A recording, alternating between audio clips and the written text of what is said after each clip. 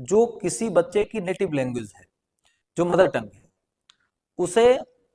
Education के medium के रूप में यूज करना चाहिए, ऐसा एनईपी कहती है। यानी एनईपी कहती है that the mother tongue of a student should be used as medium of instruction. पहली बात, एनईपी ऐसा क्यों कहती है, उसके पीछे भी कारण है कि ऐसी स्थितियों में जब बच्चे की मदर टंग ही उसकी स्कूल की लैंग्वेज भी होती है,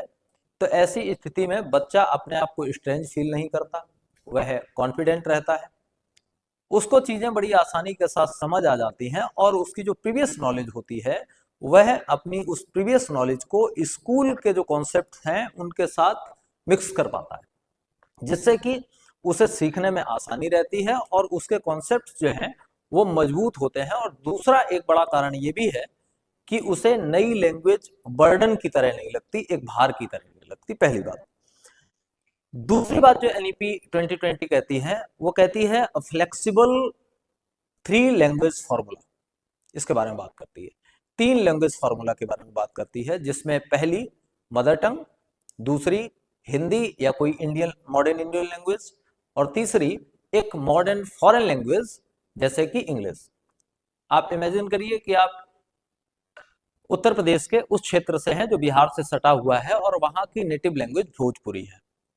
तो एनएपी 2020 के अकॉर्डिंग अगर वहां का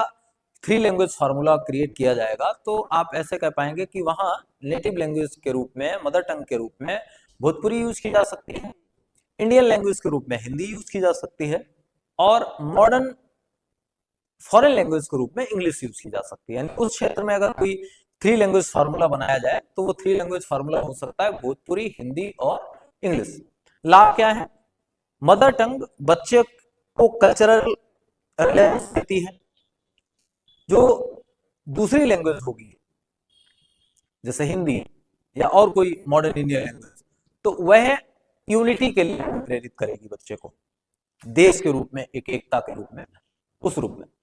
और तीसरी जो लैंग्वेज होगी फॉरेन लैंग्वेज, वो उसे ग्लोबलाइजेशन में मदद करेगी, पूरी दुनिया की नॉलेज इकट्ठी करने में मदद करेगी, और कभी वो बाहर जाता है तो वहां उसको मदद करेगी। तो पहली चीज कि